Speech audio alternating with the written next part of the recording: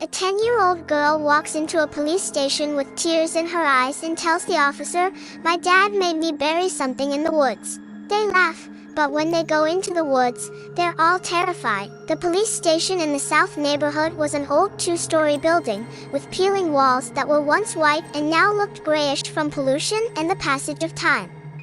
Officer Ramirez, sitting at his worn desk, fought off the afternoon drowsiness as he reviewed the routine paperwork of a Friday afternoon. "Ramirez, can you pass me the report from the hardware store robbery?" Santos shouted from the other side of the office, chewing half a ham sandwich. "Which one?" "This week there are already 3, Ramirez replied, stretching out in his chair that creaked menacingly. "The one from Tuesday, the one with the security cameras." The usual hum of the precinct filled the air, phones ringing, broken conversations, the sound of the old coffee maker that seemed to be breathing its last, occasional laughter from younger officers sharing a meme on their phones. "Hey, Ramirez," called Martinez, a rookie officer who had only been on the force for 6 months. "Did you see that they scratched the parking lot wall again?" "The sheriff is fuming," Ramirez sighed, rubbing her tired eyes. 20 years on the force had taught her that Friday afternoons were deceptive. They could be deadly boring or explosively chaotic, with no middle ground. The front door creaked softly. At first, no one paid attention. People were constantly coming in and out of the station, officers changing shifts, civilians filing complaints, food delivery men. It was the sound of hesitant, almost shuffling footsteps that made Ramirez look up from her papers. There, by the entrance, was a little girl. Her shoes, visibly too big for her, were covered in dust and dried mud. Her school uniform, which was a little short on the sleeves, showed signs of having been handed down. The hem was undone in places and there was an almost invisible patch on her right elbow. "Are you lost, little girl?" Martinez asked, being the first to notice the girl's presence. The little girl shook her head, but did not move from her spot. Her hands, Ramirez noticed, kept twisting the hem of her navy blue sweater. "Where are your parents?" Martinez insisted, approaching with a gentle smile. The girl took a small step back, like a frightened animal. That's when Ramirez noticed her eyes, red and puffy, with the kind of look she'd seen too many times in her career, the kind of look that tells you something is very wrong. "My dad," the girl began, but her voice cracked. She swallowed and tried again. "My dad made me bury something in the woods." Santos, passing by with a freshly poured cup of coffee, giggled. "Ah, it must be another case for Detective Ramirez. What's it this time? Pirate treasure? Grandma's lost necklace?" Other officers nearby smiled as well, accustomed to the fantastical stories children often brought to the station. Last week it had been a boy convinced his neighbor was a werewolf because he'd seen him out so late at night. "My name is Ana," the girl said, her voice barely a whisper. "Ana Suarez." Ramirez stood up from his desk and walked over slowly. There was something about the way the girl cringed, the way her eyes constantly scanned the room, that reminded her of victims in cases she preferred not to remember. "Hi, Ana," he said softly, crouching down to be at her level. "I'm Officer Ramirez. Do you want to sit down and tell me what happened?" Ana looked at the chair Ramirez was pointing at as if it were a trap. "Am I going to get scolded?" "Why would we scold you?" Ramirez asked. "Because Dad said I wasn't to talk to anyone." Her small hands tightened their grip on the sweater. "He said it was a secret." Santos stopped smiling and shared a meaningful look with Martinez. The secrets parents demanded from their children were rarely a good thing. "Do you want water, Ana?" Martinez offered, her professional tone replacing the earlier lightness. Ana nodded slightly. As Martinez went to get the water, Ramirez noticed more details. The girl's hair, which must have been tied back in a ponytail, was partially loose, as if she had been running. There were stains of dirt on her knees and on the sleeves of her sweater. "Did you walk here?"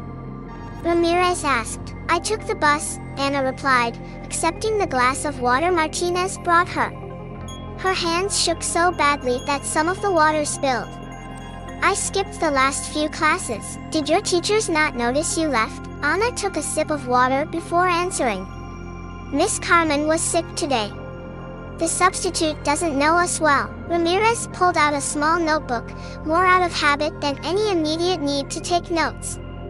The movement made Anna visibly tense. I'm not going to write anything you don't want, she assured her.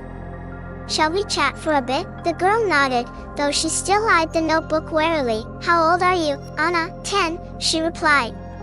I turn 11 next month. And do you go to South Republic School? She asked, recognizing the uniform. Yes, I'm in 5th grade. Anna seemed to relax a little as she talked about school. Miss Carmen is my favorite teacher. Do you like school? I liked it better before, Anna said, and something in her tone made Ramirez pay special attention. When Mom helped me with my homework, doesn't your mom help you anymore? Anna's bottom lip began to tremble. A single tear rolled down her cheek, quickly followed by another. Anna, Ramirez said softly, where's your mom? Dad says she went on a trip, she replied, but her voice sounded strange, as if she were reciting something memorized. 3 days ago, Santos, who had been listening nearby, approached Ramirez and whispered something in his ear. Ramirez nodded and Santos quickly made his way to the commissioner's desk. Does your mom usually go on trips? Ramirez continued. Anna shook her head. Tears were falling freely now. She never leaves without saying goodbye. And she always gives me lots of kisses before she leaves, even if it's just to the store. Martinez had sat nearby, discreetly taking notes in his own notebook.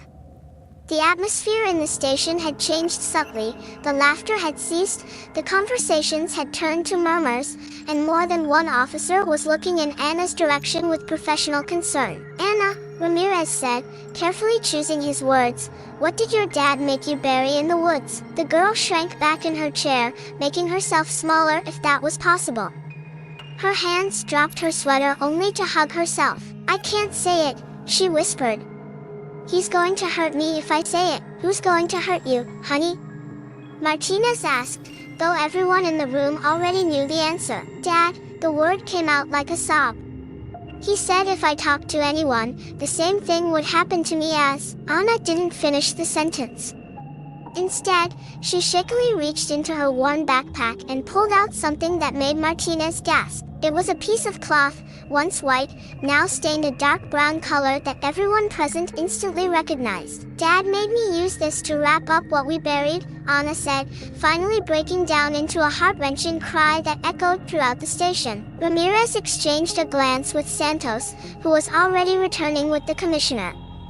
In her 20 years of service, she had learned to trust her instincts, and at that moment, every fiber of her being screamed at her that they were facing something terrible. Anna, Commissioner Vega said, his voice gravelly but kind, we're going to help you. But we need you to tell us everything that happened. The girl looked up, her brown eyes filled with tears and terror, but also with a glint of something else. Hope. Promise you won't let him hurt me? I promise, Ramirez replied, and for the first time in a long time, she prayed she could keep that promise.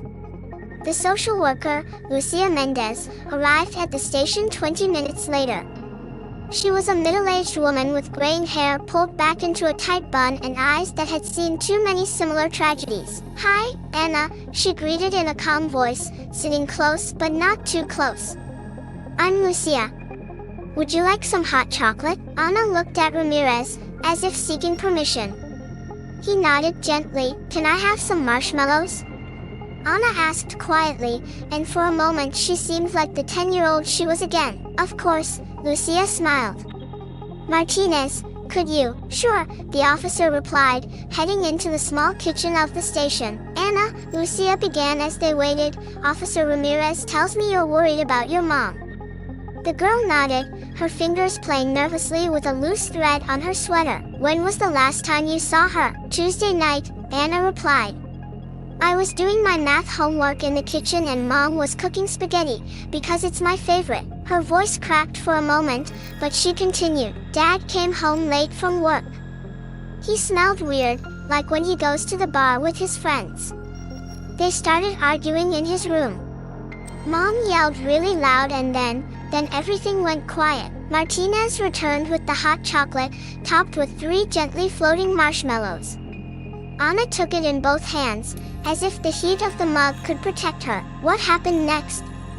Lucia asked softly. I fell asleep doing homework. When I woke up, it was nighttime. Dad was shaking my shoulder. He said we had to go do something important. What time was it? I don't know, but it was really dark. The moon was big in the sky. Ramirez checked the weather records on her computer. Full moon, around midnight on Tuesday. Dad made me put on a coat, Anna continued. He told me Mom was away on a business trip, but we had to pack something for her first. He said it was a surprise. She took another sip of chocolate, leaving a small smear on her upper lip. Did he drive you? Ramirez asked. No, we walked.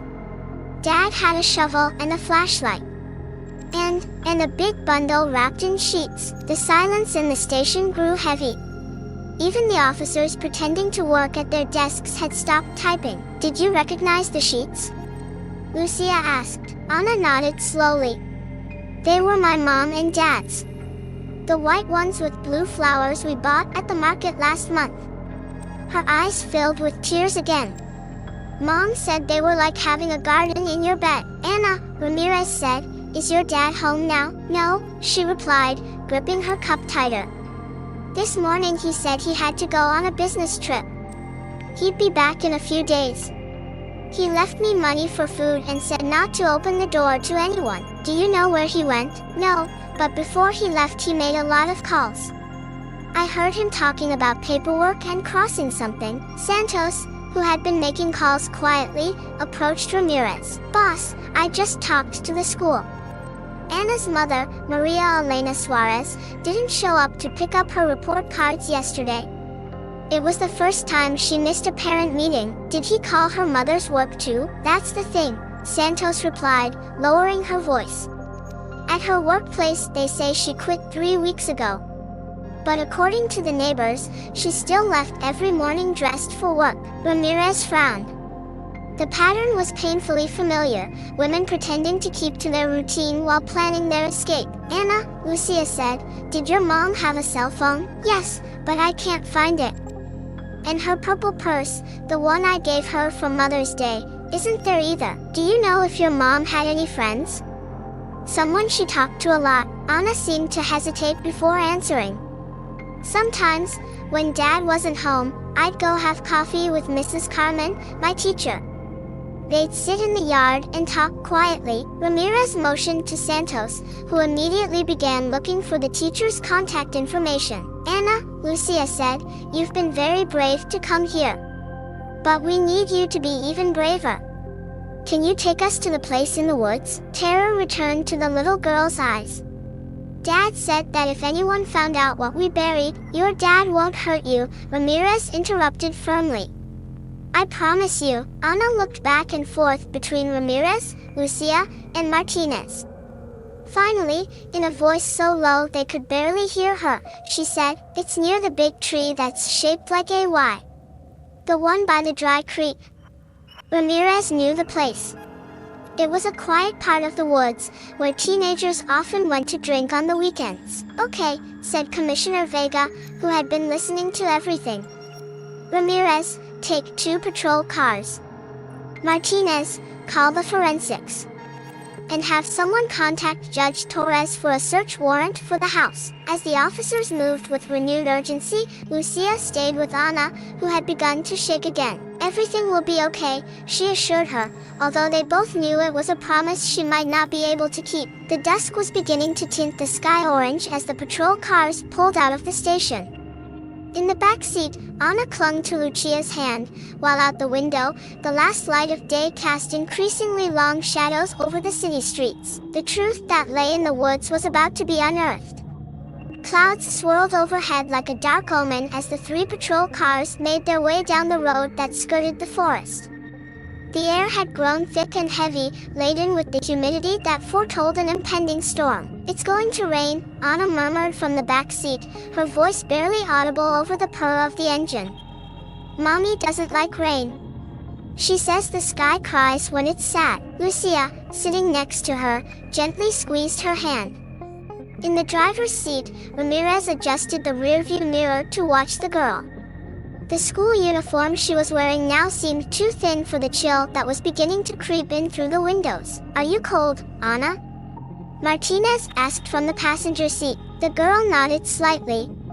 Martinez took off his police jacket and handed it to her.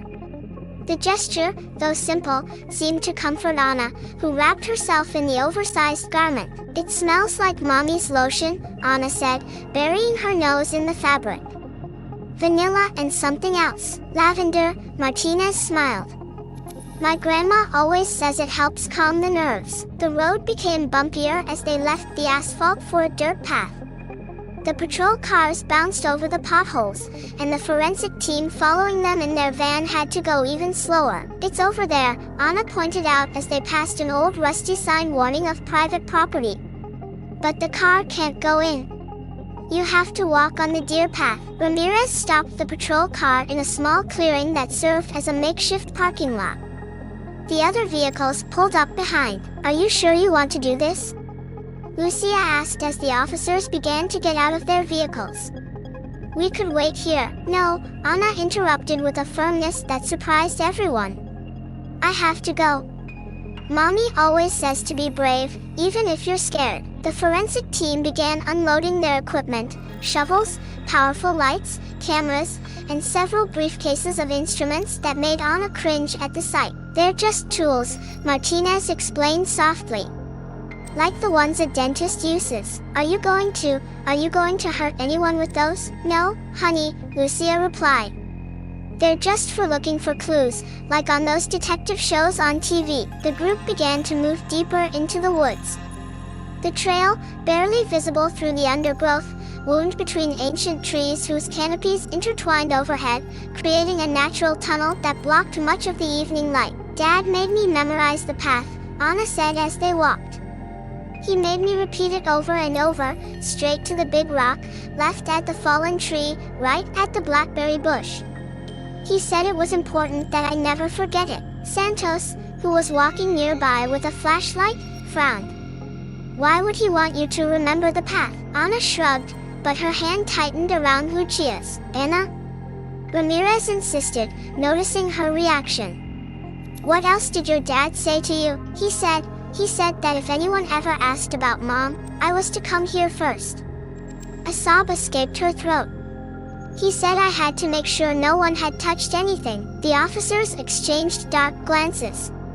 The father's demeanor suggested premeditation, an attempt to use his own daughter as a lookout. "Look," Martinez pointed out, pointing his flashlight to the side of the path. "There are broken branches here. And these marks on the ground." Someone dragged something heavy, one of the coroners completed, bending down to examine the ground. Anna suddenly stopped, her small body visibly shaking. "What's wrong?" Lucia asked. "The tree," Anna whispered, pointing ahead. "The one shaped like a Y. It's there." About 20 meters away, barely visible in the gathering darkness, stood an ancient oak tree whose trunk split into two large branches, forming a perfect Y against the gray sky. "Wait," Ramirez said, noticing something odd.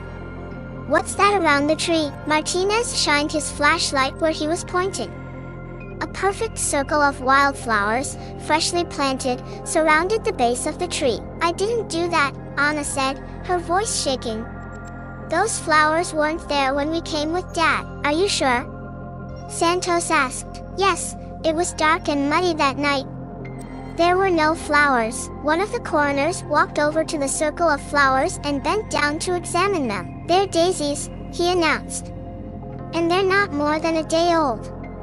Someone planted them recently." "Daisies?" Anna murmured, and thick tears began to roll down her cheeks.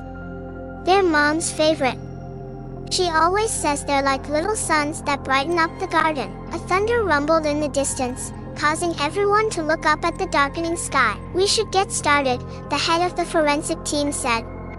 "The rain might complicate things." "Anna," Lucia said softly, "can you show us exactly where?" She didn't need to finish her sentence. Anna, still shaking but with a determination that seemed to come from somewhere deep, pointed to a specific spot within the circle of flowers. "There," she said. "Dad made me dig there." The forensic scientists began to work methodically, first photographing the area and the flowers, then carefully removing them to preserve them as evidence.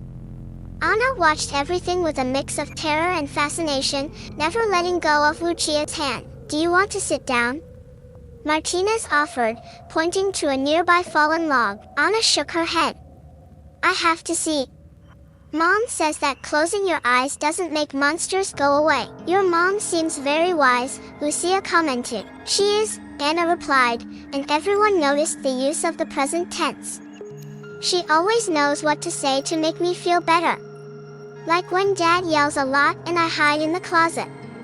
She comes and tells me stories about when she was little like me." As the forensics team worked, Anna began to talk, as if the act of digging had opened up not only the earth, but also her memories. "Last week, Mom took me to the mall after school.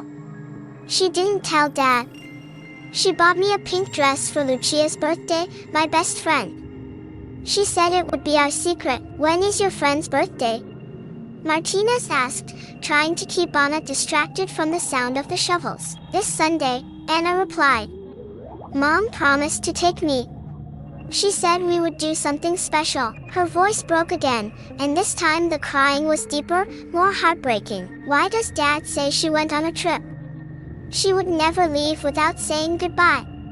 She would never leave me alone." Lucia hugged her as she sobbed, and Martinez had to turn away to hide her own tears. "Boss," one of the coroners suddenly called. "We found something." The metallic sound of a shovel hitting something solid echoed in the clearing. Anna tensed in Lucia's arms. "It's a box," the coroner said, clearing away more dirt. "A metal box with padlocks on it. My dad brought it that night," Anna whispered. "He said it was important. That no one should ever open it." Ramirez walked to the edge of the hole, shining his flashlight into the box.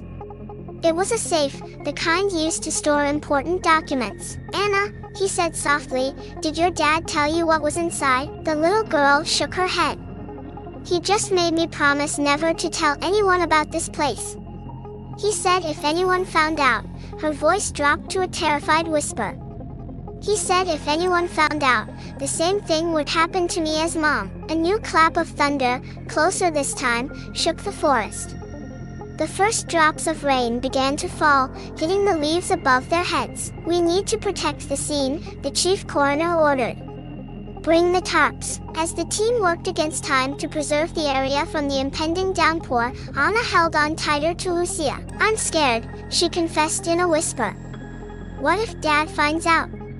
What if he comes back and finds out I brought them here?" "He won't hurt you again," Ramirez promised, crouching down in front of her. "Never again." The rain picked up, and in the darkness of the forest, illuminated only by flashlights and the occasional flash of lightning, the group prepared to discover the truth that the metal box held. A truth that Anna sensed would change her life forever. Blue tarps were quickly spread over the excavation area as the rain picked up. Lightning flashed intermittently across the clearing, casting ghostly shadows between the trees. "Do we have to take it out?" Santos asked, looking at the partially unearthed metal box. "Let's wait for the specialized technicians," Ramirez replied. "We don't know what could be inside." Anna, still wrapped in Martinez's jacket, approached the edge of the excavation. "The box made a noise," she said suddenly, her voice barely audible over the sound of the rain. "When Dad lowered it into the hole, it sounded like there were papers inside." "Papers?" Martinez asked. "Are you sure?" Anna nodded.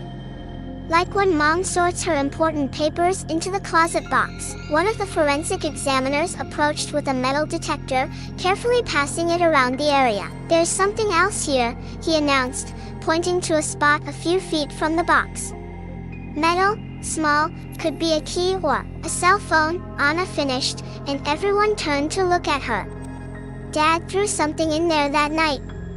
He thought I didn't see it, but the moon was really bright." Ramirez motioned, and two forensic examiners began digging at the indicated spot. "Anna," Lucia said softly, "did you notice anything else that night?"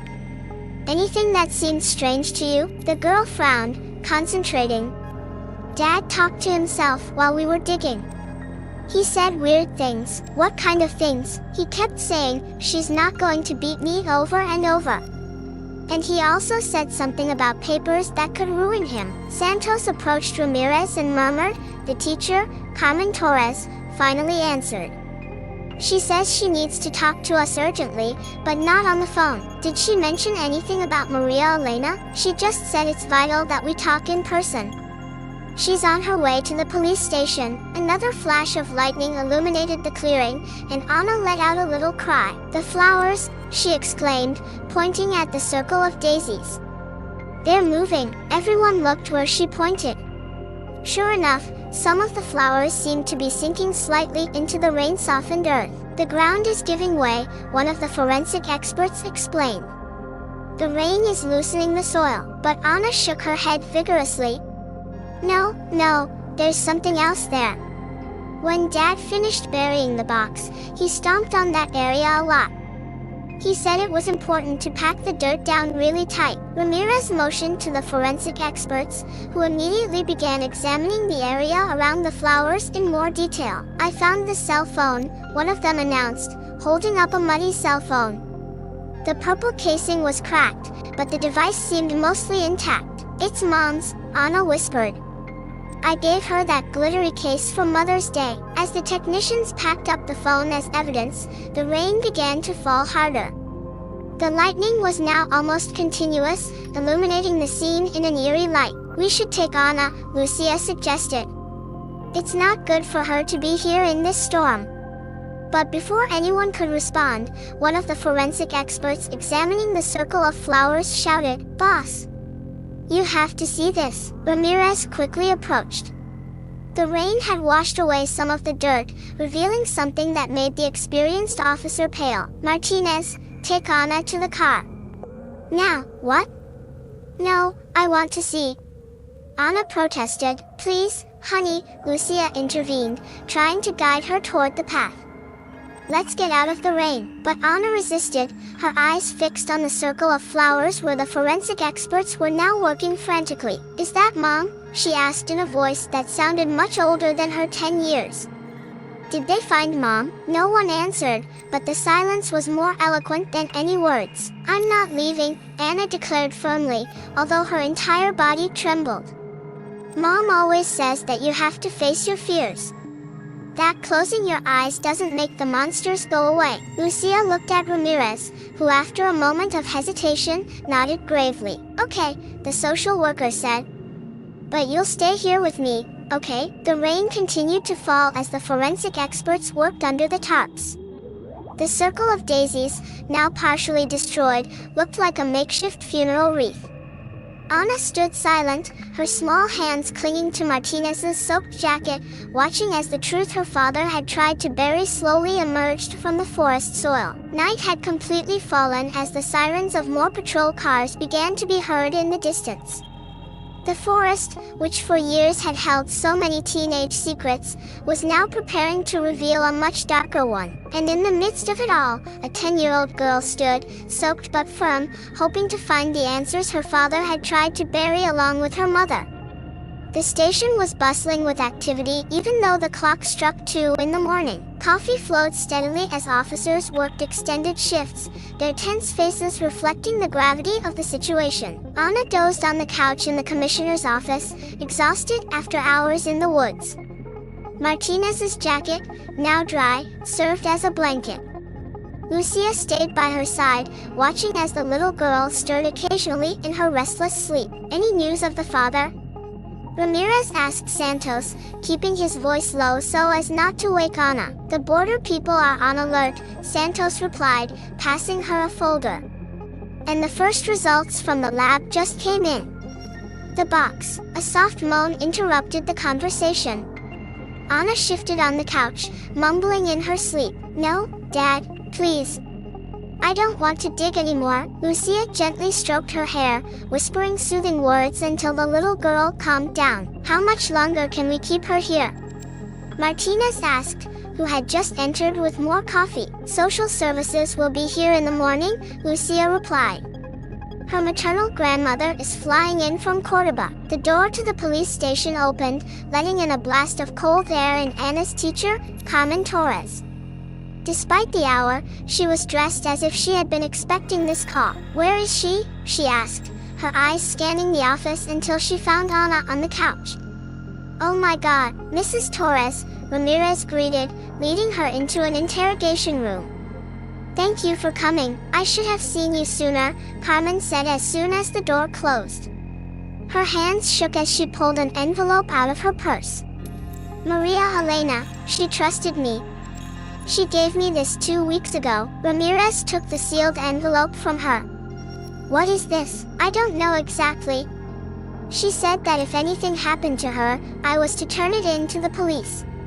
But she made me promise to wait at least a week after she disappeared." "Why wait?" Carmen wiped away a tear. She said she needed time. That she had to make sure Anna was safe first. In the envelope was a handwritten letter and a flash drive. Ramirez began to read as Carmen continued to speak. "Maria Elena came to my house almost every Tuesday when Roberto worked late. We would drink coffee on the patio and she would tell me things." "What kind of things?" "At first they were small comments, that Roberto controlled all the money, that he checked her cell phone, that he got angry if she talked to other men. Then he started showing me the bruises." Ramirez looked up from the letter. "Did she file a complaint?" "She tried, once, 6 months ago. But Roberto had friends at the police station in the other district. They convinced her it was better to sort things out at home." A knock on the door interrupted them. It was Santos. "Boss, the technicians finished with Maria Elena's phone." Ramirez apologized to Carmen and went out into the hallway. Anna was still asleep on the couch, but now she had curled up closer to Lucia. What did they find? Deleted messages, recovered from memory. She was in contact with the help center for abused women. And this, Santos showed her a series of photographs recovered from the phone, bank documents, account statements, suspicious transfers. Maria Elena was gathering evidence, Ramirez murmured. But what about? There's more, Santos continued. The last message she sent was to an unknown number. It said, "Everything ready for tomorrow. The papers are safe. Anna and I are finally leaving." The message was dated Tuesday, the day she disappeared. Meanwhile, in the interrogation room, Carmen was still talking. "The last time I saw her, she was different. More determined. She told me she had discovered something big, something that could sink Roberto. But that she had to be careful, take things step by step." "Did she mention what she had discovered?" "She only said that Roberto was not who everyone thought. That the money he brought home did not come only from his job at the construction company." A shrill scream interrupted the conversation. Anna had woken up startled. "Mom!" "Mom!" Lucia hugged her as the little girl trembled, disoriented. Carmen ran out of the interrogation room. "Miss Carmen!" Anna exclaimed when she saw her, and threw herself into her arms. "Here I am, my love," the teacher whispered, rocking her gently. "Here I am. I dreamed about Mommy," Anna sobbed.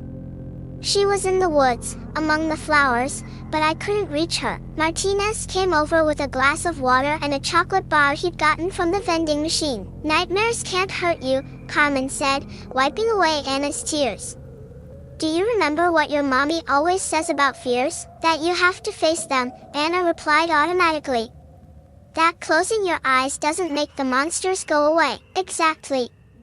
And now you have a lot of brave people looking out for you." Anna looked around, at Lucia, who hadn't left her side since the afternoon, at Martinez, who was still lending her his jacket, at Ramirez, who had promised to protect her. "Miss Carmen," he said after a moment, "do you know where Mom is?" The teacher exchanged a glance with the officers before answering. Your mom was trying to protect you, honey. She was preparing everything to take you to a safe place. Away from Dad?" "Yes, my love. Away from Dad." Anna nodded slowly, as if processing the information. "That's why she kept money in the cookie tin, right? The one behind the old pots. Ramirez motioned to Santos, who immediately took note of the information. Anna, Lucia intervened softly. What else did your mom keep in secret places? She has a box behind the loose panel in my closet. And she keeps important papers in a fat book in the library, one with a torn cover. Did Dad know about these hiding places? Anna shook her head. Mom said they were our special secrets. Like the pink dress for Lucia's birthday. Carmen held Anna tighter as Ramirez silently organized a team to search the house. Do you want to tell us more about your mom? Lucia asked, trying to keep Anna talking, distracting her from the movement of officers around them. Sometimes when Dad wasn't around, we'd dance in the kitchen while we cooked. Anna smiled weakly. Mom would play old music and teach me how to make cookies. She says they were Grandma's recipes. And what else did they do together? On Sundays we go to the park, but only when Dad has to work. Mom would buy me ice cream and tell me stories about when she was little like me. She says that someday we'll go see the ocean. Her voice broke on the last word, and new tears began to fall. My birthday is next month, she whispered. Mom promised we'd do something special. That everything would be different. Ramirez's phone vibrated. It was a message from the forensic team. They had finished processing the metal box found in the woods. Anna, the officer said, crouching down to be at her height, we need you to be very brave now. The scientists working with us are going to open the box we found. Do you want to be there? The girl looked at Carmen, who nodded softly. Are you guys staying with me? She asked, her voice small and frightened. We're all staying with you, Lucia assured. The forensic lab was in the basement of the police station. The white walls and smell of disinfectant created a clinical atmosphere that made Anna cling closer to Carmen. The metal box, now clean of dirt, rested on a stainless steel table. The technicians, dressed in white coats and gloves, awaited instructions. The locks are rusty, one of them explained. But not as rusty as they should be because of how long they were buried.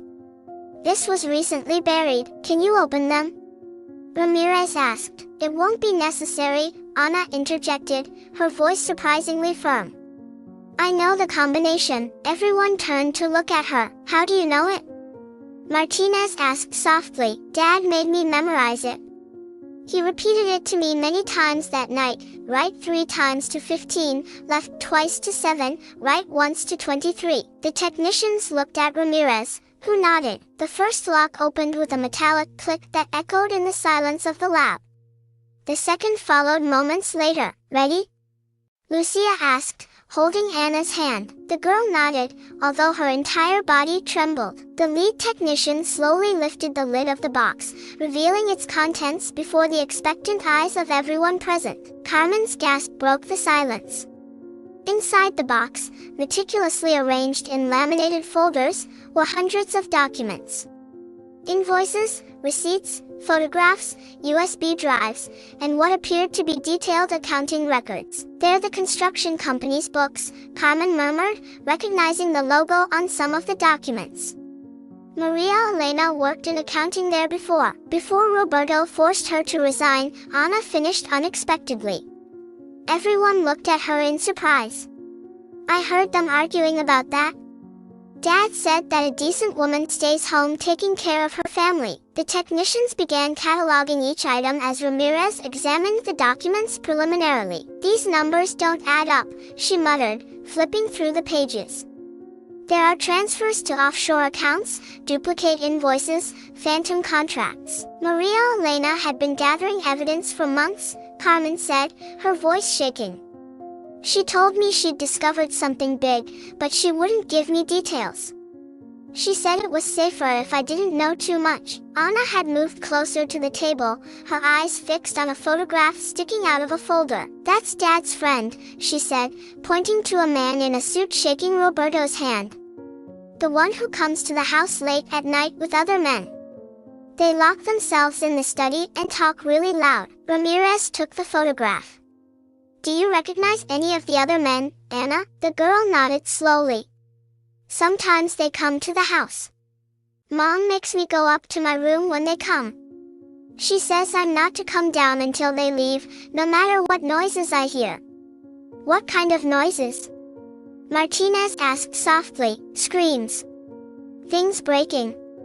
I heard Mom cry once, but when I came down in the morning, she said everything was okay.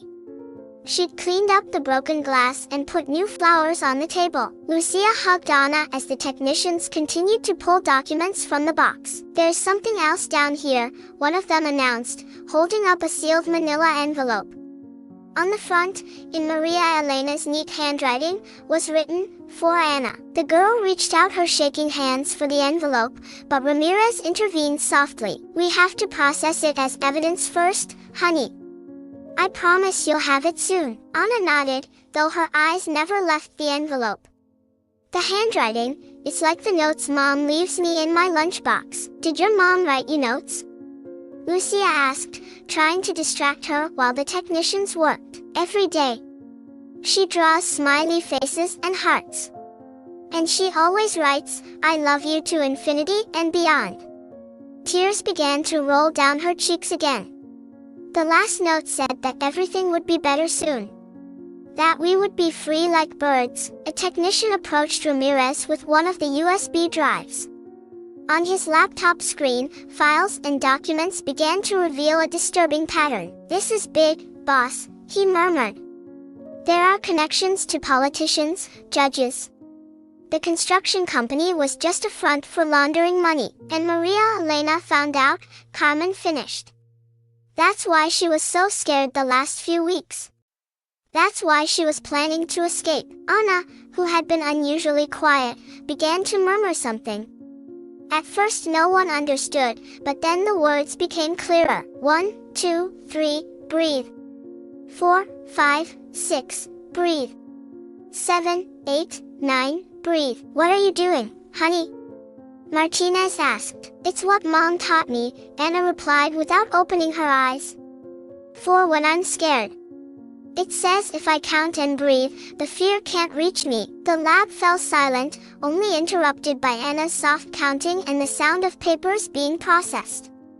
Each document, each photograph, each digital file painted a clearer picture of the hell Maria Elena had been living in, and from which she had desperately tried to escape with her daughter. "Miss Carmen," Anna said suddenly, opening her eyes. "Do you think Mom was scared when?" She couldn't finish the question. Carmen held her tight as the little girl dissolved into sobs. "Your mom was the bravest person I've ever known," the teacher whispered. "And everything she did it for you." The night wore on as the contents of the box continued to reveal its secrets. Anna had finally fallen asleep in a chair, exhausted by the weight of so many revelations. But even in her sleep, her lips moved silently. 1, 2, 3, breathe. Dawn was just beginning to peek through the basement windows when Ramirez received the call they had been waiting for. Roberto Suarez had been located trying to cross the northern border. The truth buried in the woods had emerged, and with it, the hope for justice. The morning sun filtered through the windows of the police station, illuminating Anna's tired face, as she absent-mindedly nibbled on a piece of toast. 3 days had passed since the discovery in the woods, and the dark circles under her eyes revealed nights plagued by nightmares. "You have to eat a little more," Lucia insisted, gently pushing the plate of scrambled eggs towards her. "Your grandmother will arrive in a few hours." "I'm not hungry," Anna muttered, but took another bite of toast as she saw the concern in Lucia's eyes. Martinez hurried into the office, holding her phone. "They have him," she announced. "They caught Roberto at a motel near the border." Anna dropped the toast, her small body visibly tensing. Is he coming here?" she asked, her voice barely a whisper. "No, honey," Lucia answered quickly. "He's in another city, far away." Ramirez appeared in the doorway, his face showing the weariness of days without proper sleep. "Anna," he said softly, "do you remember the envelope we found in the box? The one with your name on it?" The girl nodded, straightening up in her chair. "The technicians finished processing it. Do you want to see it?" Anna looked at Lucia, who nodded encouragingly. "We're here with you." The manila envelope had been carefully opened by the forensics. Inside was a handwritten letter and a small golden key. "Do you want me to read it to you?" Lucia offered. "No," Anna replied firmly. I want to do it myself." With trembling hands, she unfolded the pages covered in her mother's elegant handwriting. "My dear Anna, if you're reading this, it means I was brave for the first time in a long time. Or maybe it means I failed in my attempt to save us. Either way, I need you to know the truth. Your father is not the man everyone thinks he is. The construction company where he works is a front for something much darker. For years, I've witnessed secret meetings, money appearing and disappearing, thinly veiled threats. At first I convinced myself that it wasn't my problem, that as long as you were safe, I could live with the screams, the blows, the constant fear. But then he started taking you with him into the woods, making you memorize routes and combinations. I knew he planned to drag you into his world of lies, just like he dragged me into it. So I started collecting evidence. Every document, every suspicious transaction, every photograph. I saved them all, waiting for the right moment to act. The key you will find with this letter opens a safe deposit box at the National Bank, Downtown Branch, Locker 247. Inside are copies of everything, more evidence that I have been saving for years. There is also money, new passports, everything we would need to start a new life far from here. My plan was to take you with me this weekend, during your friend Lucia's birthday. I had everything ready, the plane tickets, a safe place to stay. I even bought you that pink dress you liked so much. If you are reading this and I am not with you, it means that your father found out about our plans. But do not fear, my brave girl. Everything I did for you. To give you the life you deserve, a life without fear. In the bank box you will also find letters for each of your birthdays until you turn 18.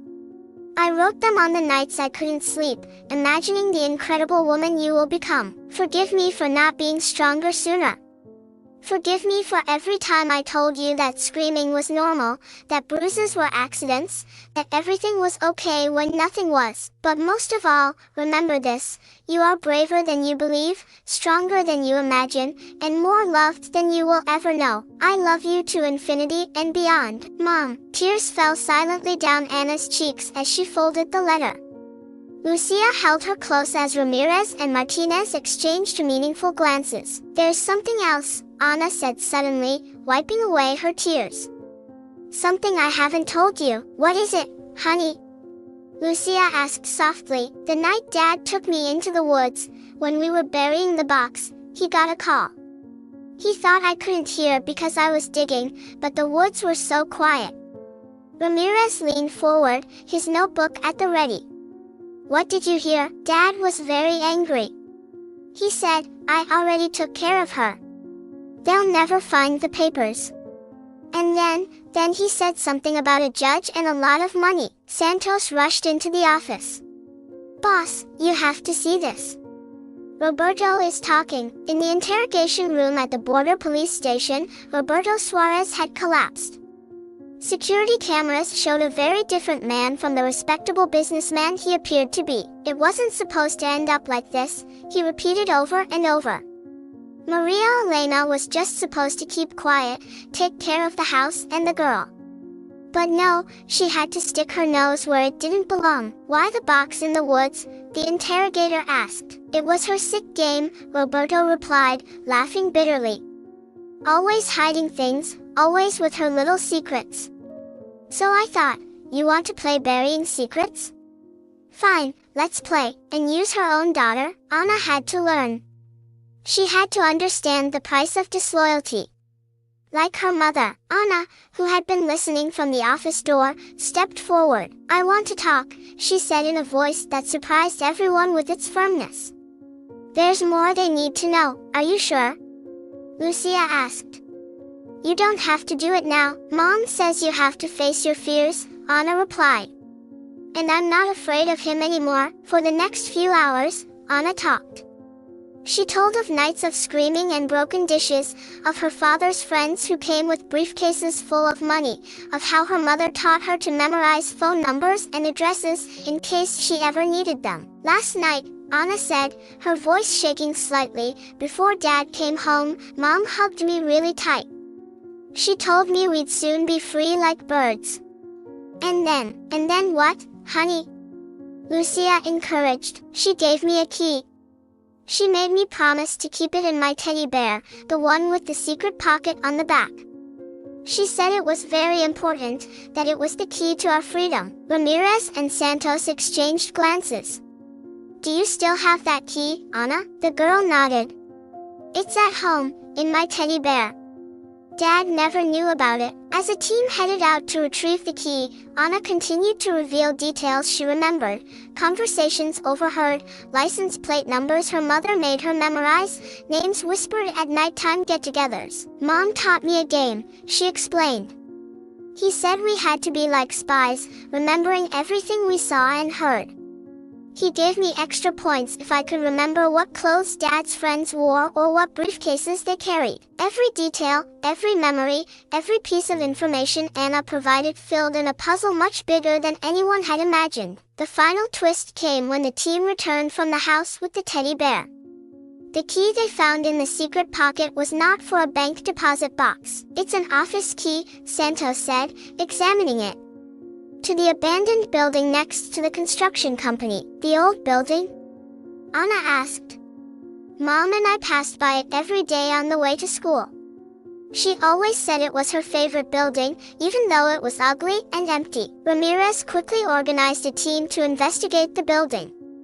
What they found there changed everything. A hidden office, filled with computer servers and documents that connected Roberto Suarez and his partners to an international money laundering ring. Maria Elena hadn't just been collecting evidence. She had been building an entire case, working quietly for years to expose the truth. Your mother, Ramirez told Ana as the technicians processed the secret office, was much braver and more cunning than anyone imagined. Ana smiled through her tears.